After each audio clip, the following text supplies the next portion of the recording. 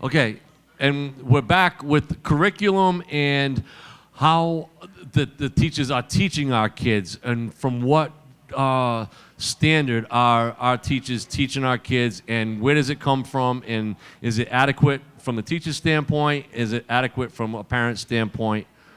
Take it away. Well, actually, I did some research, and there's this book called Smart Schools, Smart Kids, and it says in here that our school system was actually made on a Taylor, this guy named Taylor in the 19th century, was made for the Industrial Revolution. Sit down, shut up, listen, so you can stand in front of a machine in a factory. Now, also, we have German influence, which is tenure. That's where that comes from. It's all 19th century. Sit down, the bell rings, we go to lunch. But what's happening now is with our new technology, you can't look at a machine and say, all right, this is broken, that's broken. You need to think, you need an education. And so we're operating on this institution that's failing because we don't have factories like that anymore. They actually have to get an education. They have to learn. They have to know math. And these teachers, you know, like, you're doing a really good job by making them think, but it's called decentralization, where the teachers do, a couple of schools in the United States are doing it, but most of them are still operating on, we do what the principal says, we sit down, we shut up, or we get in trouble. And it's even been proven that most kids learn different. You know, but if you're different, then you have ADD or you have this and you need to be on drugs. Well, guess what? My kid is curious. And we fought them, and the doctor said, guess what? He's just curious. He doesn't have ADD. So that's my spiel. Yeah, if I could come back on a couple of things. First of all, as far as ADD goes, there are some who suspect that some of the explorers from history, including Christopher Columbus, were ADD, which is why they couldn't sit still, which is why they found lots of stuff.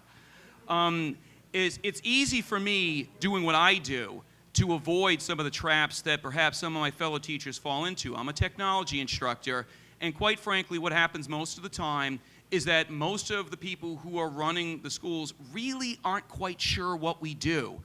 And I try to tell my kids to be nice to the person that's coming in to observe me, because Uncle Paulie would really like to keep this job for once. And so don't taunt them with the fact that you're 14 and you know a lot of stuff that they don't, clearly. Now, that's why I can get away with a lot of the things that I do, because there are supposed to be frameworks that are in place for it. And quite frankly, I hate to say this, but I ignore a great deal of them. I've never been provided with a curriculum. I've never been provided with a reading list. I've never been provided with an outline. Most times when I go into a situation, I'm not provided with much of anything at all, except a free rein there, which is exactly what I'm looking for. I don't need their help. Paul, are all teachers provided with that free rein and they just don't use it? A great deal of the time, what happens is that a lot of curriculum is determined top down. And if you happen to be somebody who's not a unicorn like I am, like I'm like the only person in my school that does this particular thing, if you're one of, like, say, a dozen math teachers, well, you, in a lot of ways, have to go along with the program, whatever that program happens to be. It could be a good one, and you're in luck, or it could be something that's not quite so good, and, well, guess what? You will have to toe the line. And that's the fact of the matter. I mean, but if you're forced to toe the line, and you go the extra mile as a teacher, and you're creative enough to circumvent the system, in the process teaching the kids more than the other teachers teaching them, are you subject to scrutiny for that, or?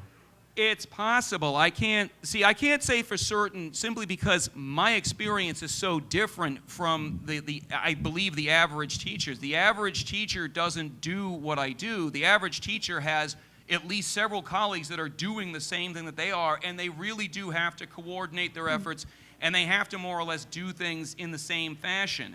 I'm not noted for doing things the same way as everyone else. So. I have a question for you. You teach Sure. high school, because right now my son's 11, and I've dealt with elementary school only.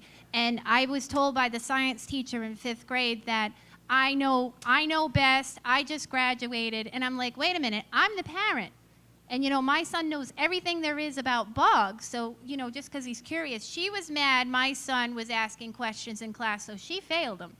And that's what I've dealt with in elementary school. And I've been labeled as the crazy parent because I will go in and say, you know what, he doesn't have ADD. You know what, you can't weigh him because you didn't get my permission.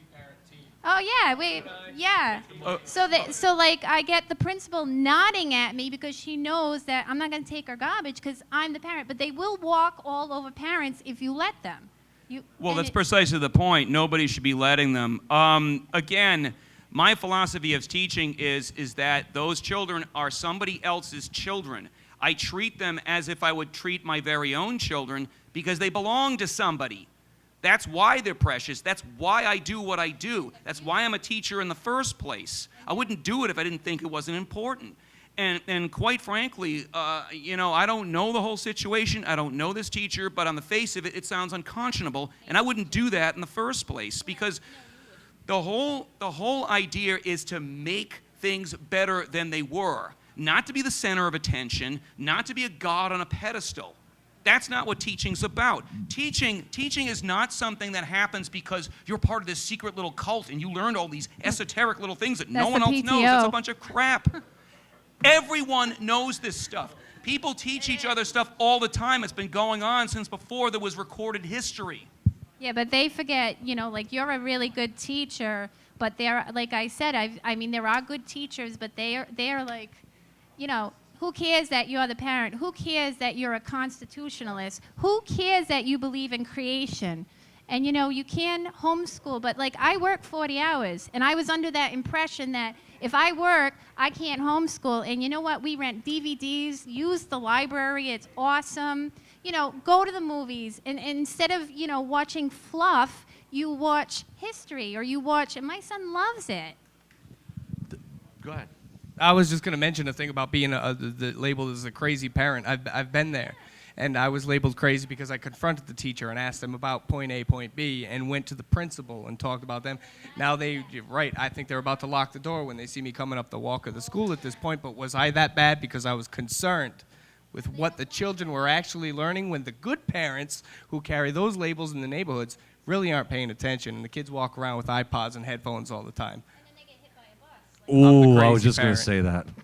You shouldn't. That's not nice, man. God bless you. If I can interject here too, I would like to interject teacher, first, Paul. Hold on one second. And talk about homeschooling and stuff like that. I think that it's every parent's job to homeschool, whether you like it or not, or whether the society likes it or not.